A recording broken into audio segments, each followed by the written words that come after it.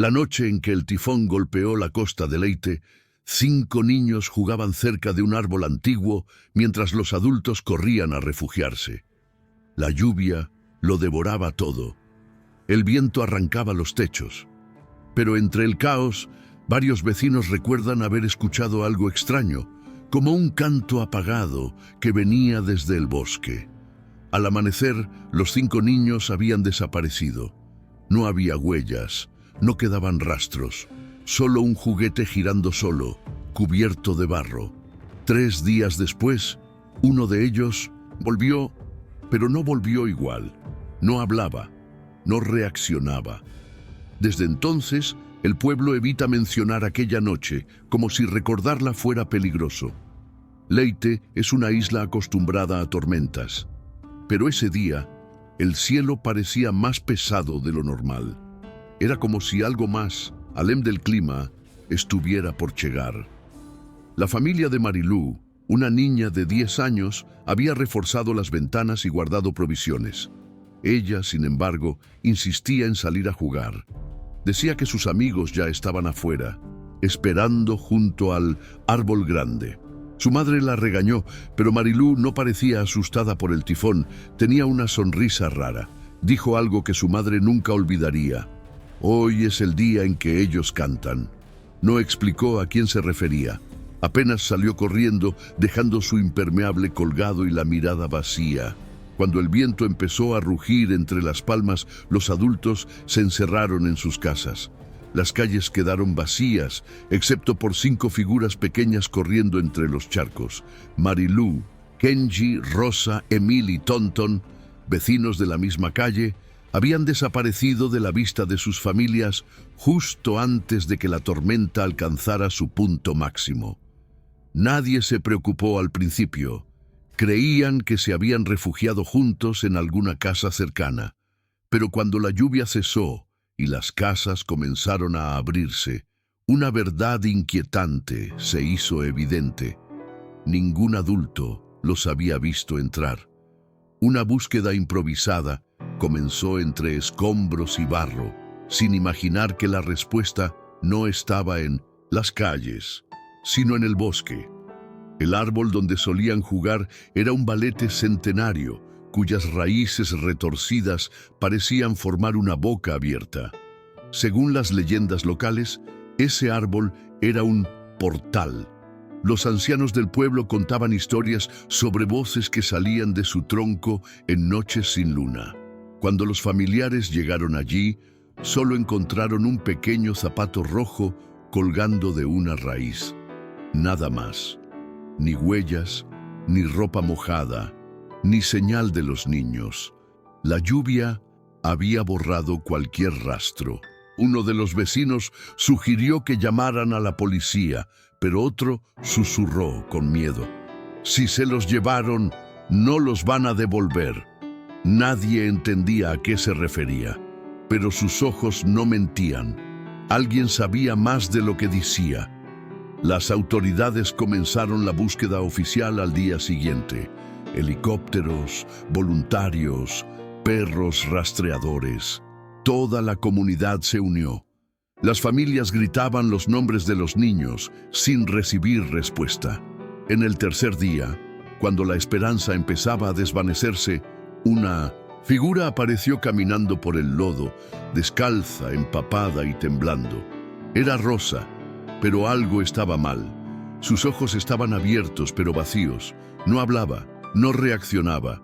Su ropa estaba seca en partes, como si hubiera estado bajo tierra, y en sus uñas había restos de lo que parecía ceniza. Cuando intentaron preguntarle qué había pasado, Rosa simplemente giró la cabeza hacia el árbol y comenzó a llorar sin sonido. Rosa fue llevada al hospital local. Los médicos no encontraron lesiones físicas graves, pero su mente parecía haber sufrido un trauma profundo. No respondía a estímulos básicos y, lo más inquietante, no reconocía a sus propios padres. Uno de los doctores, intrigado, intentó calmarla mostrándole dibujos. Cuando le ofreció un papel y crayones, Rosa hizo algo que heló la sangre de todos. Dibujó 5 niños de espaldas, rodeados por árboles y una figura oscura, con muchos brazos, que los observaba desde arriba. En la esquina del dibujo escribió con una caligrafía temblorosa: «Él me dejó salir porque estoy vacía». El dibujo de Rosa fue entregado a las autoridades, pero algunos agentes se negaron a mirarlo por más de unos segundos. Decían que les provocaba una sensación pesada en el pecho, como si no fuera solo un dibujo infantil, sino una advertencia.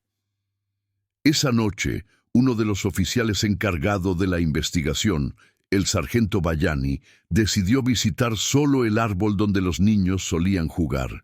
Llevaba una linterna y su arma. Al llegar, el silencio era tan absoluto que ni los grillos se oían. Bayani juró que, al acercarse al árbol, escuchó un murmullo suave, como si alguien repitiera su nombre dentro del tronco hueco. Al día siguiente, Bayani pidió su traslado. Nunca más volvió a hablar del caso. Mientras Rosa seguía en estado de silencio profundo, los otros 4 niños seguían desaparecidos. Las familias comenzaban a desesperarse. Algunos acudieron a curanderos, otros a sacerdotes. Pero fue una anciana del pueblo, conocida como Lola Mina, quien dijo algo que cambió el curso de la investigación. Ellos no están perdidos, están ofrecidos. Nadie entendió. La anciana explicó que cada cierto número de años algo debía ser alimentado cerca del árbol.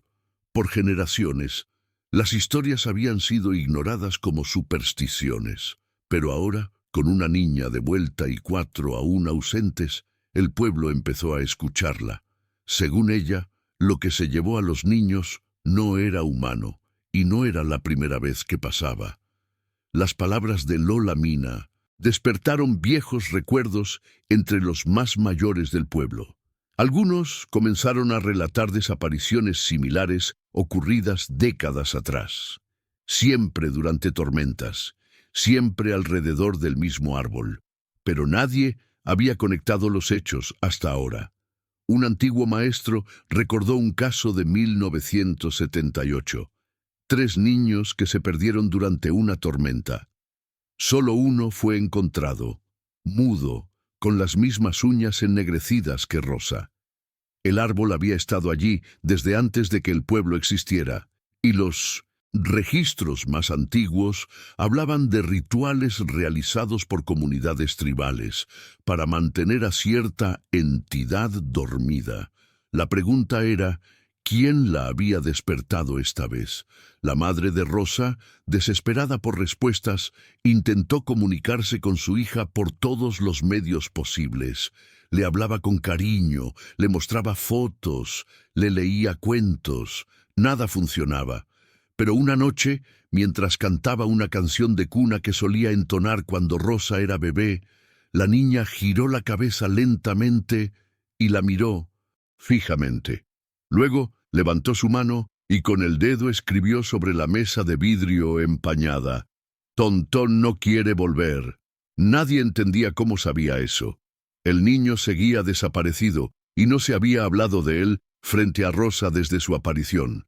Pero ella, sin pronunciar palabra, bajó la cabeza y comenzó a temblar. Los investigadores retomaron la búsqueda con nuevas coordenadas. Esta vez, concentraron esfuerzos en una zona detrás del árbol, donde antiguamente había una caverna tapiada. Según registros olvidados, esa área fue sellada después de un deslizamiento décadas atrás. Al excavar, encontraron una abertura estrecha. Dentro, el aire era denso y húmedo. Un equipo ingresó con cámaras y lo que descubrieron causó escalofríos. Marcas en las paredes, como rasguños hechos por manos pequeñas, y dibujos primitivos que mostraban figuras humanas rodeadas de sombras aladas. No había señales de los niños, pero al salir, uno de los rescatistas dijo en voz baja: «Hay algo allá abajo que respira». Esa misma noche, uno de los voluntarios que había estado dentro de la caverna comenzó a tener pesadillas intensas. Despertaba gritando, empapado en sudor, diciendo que los niños le hablaban desde el barro. A la mañana siguiente, abandonó el pueblo sin despedirse. Mientras tanto, la familia de Kenji, uno de los desaparecidos, recibió una llamada anónima. Una voz infantil susurró: «Estoy frío». Luego colgó. Las autoridades rastrearon el número, pero no había registro de llamada saliente. El teléfono había sido desconectado meses atrás. Aún así, la madre de Kenji estaba convencida. Esa era la voz de su hijo, y si podía hablar, aún estaba vivo. Una psicóloga infantil fue llamada para evaluar a Rosa. Intentó utilizar terapia con dibujos, juegos y música suave. Durante una sesión, le mostró a Rosa una imagen de un túnel oscuro. Rosa no reaccionó, hasta que la psicóloga mencionó la palabra cantar.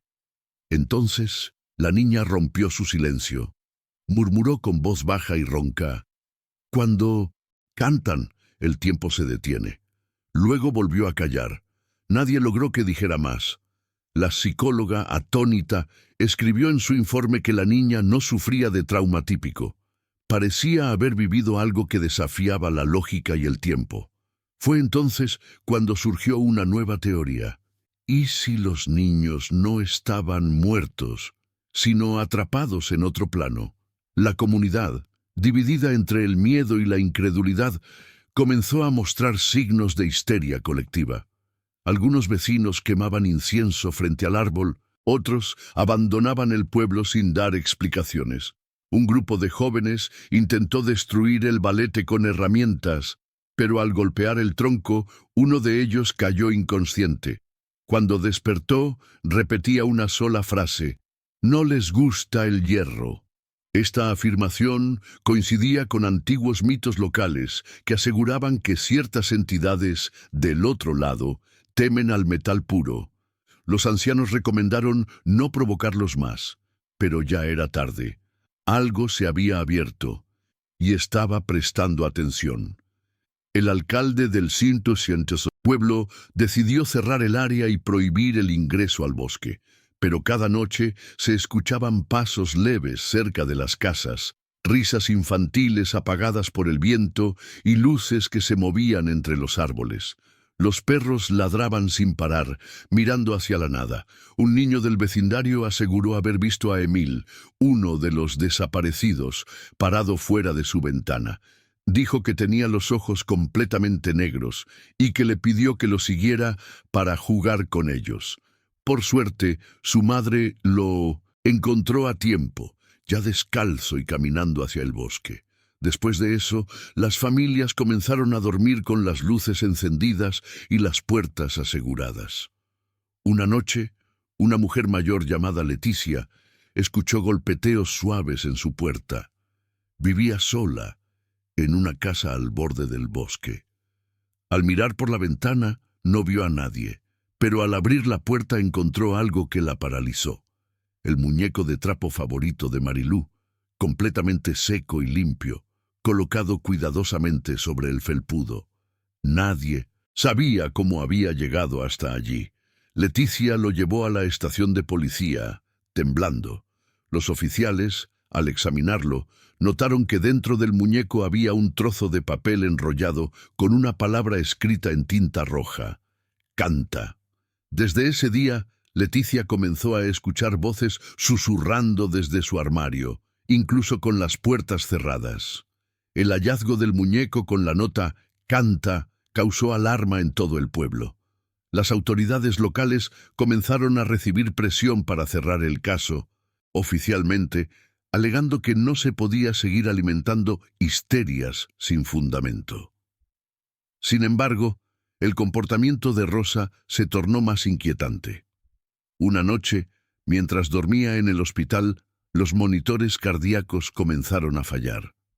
Cuando las enfermeras entraron, la niña estaba sentada en la cama, tarareando una melodía monótona y antigua que nadie reconocía. El sonido provocó mareo en una de las enfermeras, y otra sufrió un desmayo. Desde entonces, Rosa fue aislada en una sala sin acceso a estímulos auditivos. Un antropólogo de Manila llegó al pueblo tras escuchar rumores del caso. Su nombre era Dr. Armand Reyes y había investigado leyendas indígenas durante décadas. Al ver el árbol balete, quedó pálido. Confirmó que, en culturas precoloniales filipinas, ese tipo de árbol era considerado puerta espiritual, especialmente en tiempos de transición climática como los tifones. Lo que lo inquietó aún más fue un símbolo tallado en una de las raíces, un círculo con 3 líneas hacia abajo, que en registros antiguos representaba ofrenda para el que duerme bajo el barro. Según Reyes, si ese símbolo había aparecido, era porque alguien había hecho un llamado y había sido escuchado. El doctor Reyes solicitó permiso para excavar alrededor del árbol, en busca de restos arqueológicos que confirmaran la teoría de un antiguo culto. Al cavar a menos de 1 metro, encontraron huesos, pero no eran humanos. Tenían formas extrañas, algunos con alargamientos inusuales. Cerca de ellos, una pequeña vasija con figuras grabadas, niños de manos alzadas y un ser con múltiples ojos. Reyes detuvo la excavación inmediatamente. Dijo que remover más sería peligroso, no por razones geológicas, sino espirituales. Esa noche, el antropólogo abandonó el pueblo sin dejar notas, pero su asistente encontró un mensaje en su libreta: «Lo despertamos». Los padres de los niños comenzaron a tener sueños recurrentes. En todos, sus hijos los miraban desde un lugar oscuro, como si estuvieran atrapados bajo agua sucia. No gritaban, no pedían ayuda, solo observaban. En uno de los sueños, la madre de Tonton lo vio de pie frente a una figura negra gigantesca que le cubría los ojos con una mano. Ella intentó gritar, pero no tenía voz. Al despertar, tenía la marca de un rasguño en el brazo. Aunque trató de ignorarlo, al revisar el brazo de su hijo en una foto vieja, notó que tenía exactamente la misma cicatriz, en el mismo lugar. Fue entonces cuando entendió. Él estaba intentando comunicarse, desde donde sea que estuviera. Un sacerdote local ofreció realizar una misa especial en el bosque, algo que muchos vecinos apoyaron desesperadamente. Durante el ritual se colocaron velas alrededor del árbol, se leyeron versículos en tagalo y se roció agua bendita sobre las raíces. Al principio todo parecía calmo, pero cuando el sacerdote alzó la voz para invocar luz sobre las tinieblas, una ráfaga de viento apagó todas las velas al mismo tiempo. Algunos asistentes gritaron. Rosa, que estaba siendo cuidada en el hospital, comenzó a convulsionar en ese preciso instante. Su voz, ausente por días, emergió gritando una sola palabra: «¡No!». La misa fue suspendida, y el pueblo entendió que no estaban luchando contra algo común. Tras la fallida ceremonia, el ambiente del pueblo se volvió aún más tenso. La gente hablaba en susurros, evitaba salir al anochecer y muchos comenzaban a instalar símbolos protectores en sus puertas. Mientras tanto, Rosa fue trasladada a un hospital de la capital, con la esperanza de encontrar especialistas que pudieran entender su estado. Pero al llegar, un nuevo detalle estremeció al personal médico. La niña hablaba dormida. Cada madrugada, entre las 3 y las 4 a.m., murmuraba nombres que coincidían con niños desaparecidos de otras provincias, algunos casos jamás publicados en medios. Era como si su mente estuviera conectada con algo más grande y mucho más antiguo. Una periodista independiente, Clara Dixon, comenzó a investigar los patrones detrás de las desapariciones.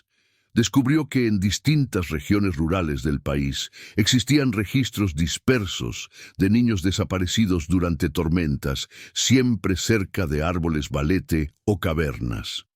La mayoría de los casos habían sido clasificados como desaparecidos por desastre natural. Clara viajó a Leyte y, al visitar el árbol, sintió una fuerte presión en el pecho. Tomó una foto y, al revelarla digitalmente, notó algo perturbador: una sombra con forma humana asomándose entre las raíces. No había nadie allí cuando tomó la imagen. Desde entonces, Clara comenzó a tener pesadillas, todas con la misma canción que Rosa tarareaba. En el hospital de Manila, Rosa comenzó a mostrar mejoría repentina. Abrió los ojos, comió por sí sola y pareció reconocer a su madre por unos segundos. Los médicos lo consideraron un avance, pero durante la visita, Rosa le susurró algo al oído a su madre que la dejó congelada. «No me extrañes, no soy yo». Luego volvió al silencio. Esa noche, la mujer soñó que Rosa la miraba desde el umbral de una cueva, con los ojos completamente negros y una sonrisa leve, como si supiera algo que los demás no. Al despertar, encontró en su teléfono una nota de voz grabada automáticamente sin saber cómo.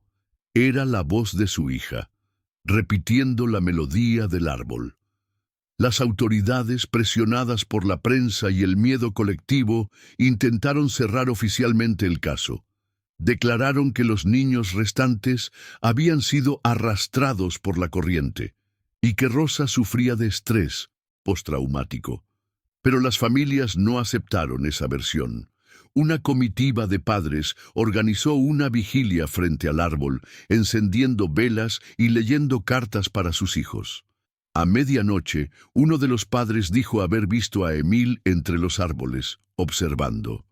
Gritó su nombre y corrió hacia él, pero el niño desapareció. En el lugar donde estuvo parado, encontraron una de sus sandalias enterrada en el barro, seca y sin una sola mancha. Clara, la periodista, decidió quedarse unos días más para entender lo que estaba ocurriendo. Instaló cámaras nocturnas alrededor del árbol. La primera noche, a las 3:17 a.m., una de las cámaras captó movimiento. No era un animal, era una figura baja, con proporciones infantiles, caminando lentamente entre los arbustos. Detrás de ella, una silueta alargada con brazos que se curvaban hacia el suelo parecía seguirla, sin tocarla. Cuando Clara revisó el video, su laptop se apagó sola. Al encenderla nuevamente, el archivo estaba corrupto. Solo una imagen. Se salvó. La figura infantil mirando directo a la cámara, con una expresión de tristeza infinita. Tras el hallazgo del video, Clara envió la imagen capturada a un experto en análisis forense digital. El resultado fue desconcertante. La figura infantil tenía características humanas reales, pero su rostro parecía desfigurado, como si estuviera en transición entre dos estados distintos. El experto, que había trabajado en casos de tráfico infantil, admitió que nunca había visto algo así. Esa misma noche, Clara recibió una llamada desde un número desconocido. Al contestar, solo escuchó una respiración profunda. Y luego, una voz infantil que decía: «Te vi en el árbol». La periodista no volvió a dormir sin dejar una luz encendida. En el hospital, Rosa seguía en silencio, pero una noche, una enfermera afirmó que la vio de pie frente a la ventana, observando hacia el cielo. Cuando le preguntó qué hacía, la niña respondió con una voz que no parecía suya: «Faltan 2. Y luego me toca a mí». La enfermera pensó que era un delirio, pero al día siguiente, Tontón apareció.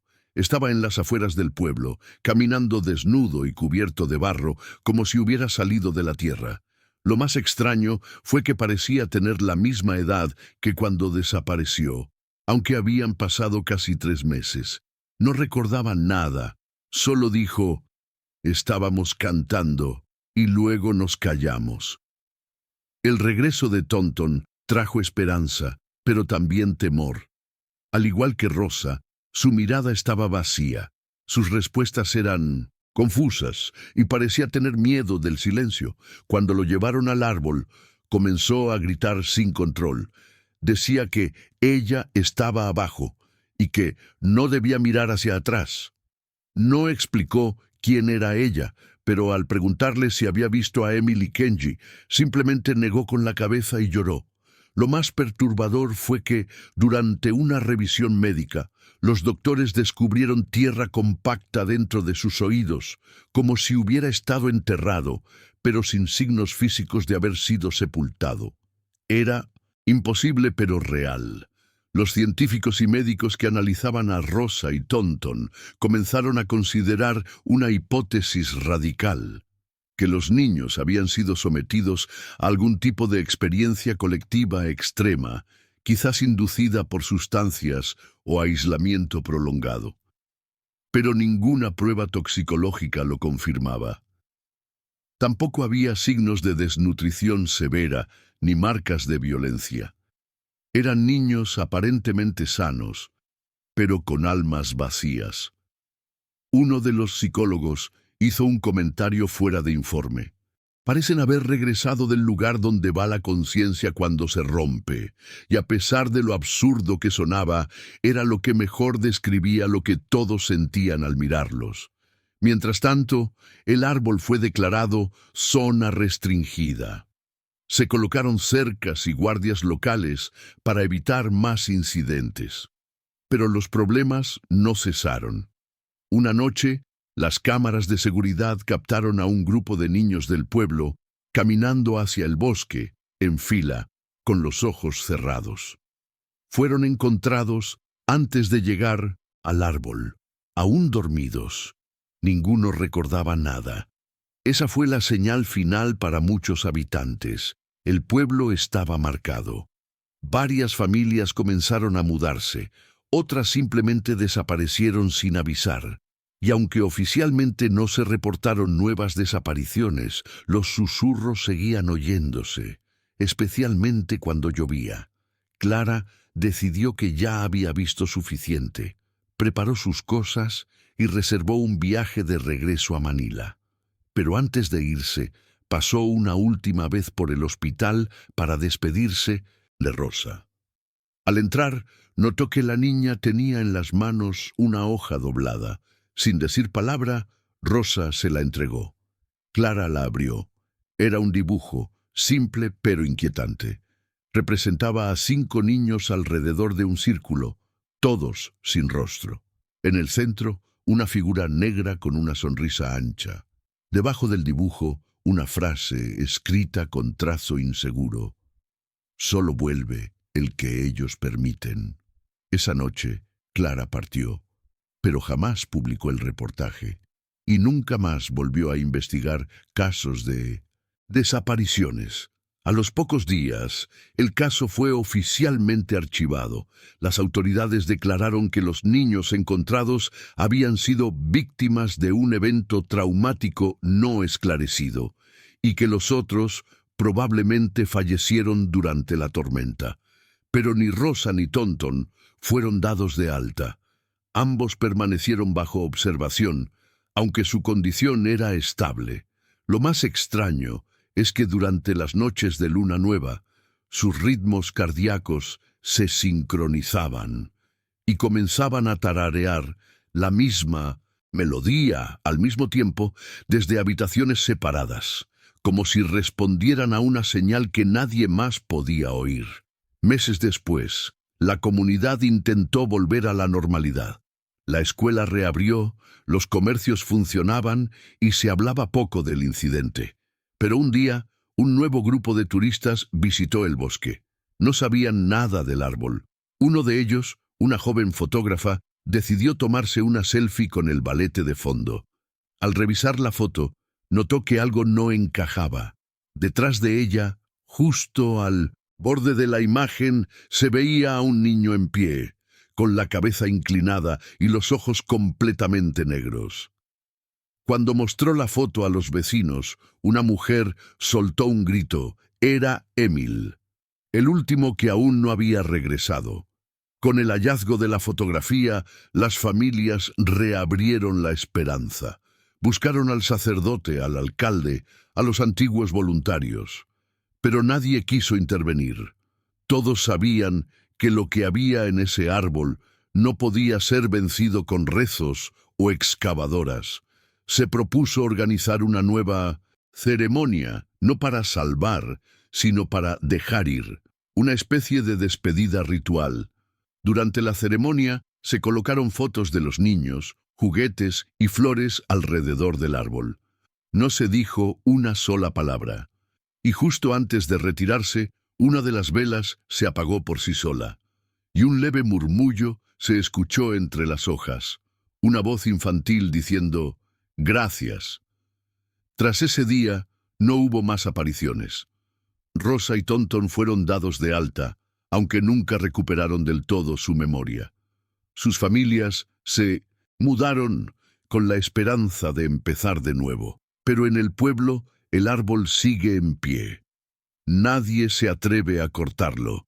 Los niños no juegan cerca.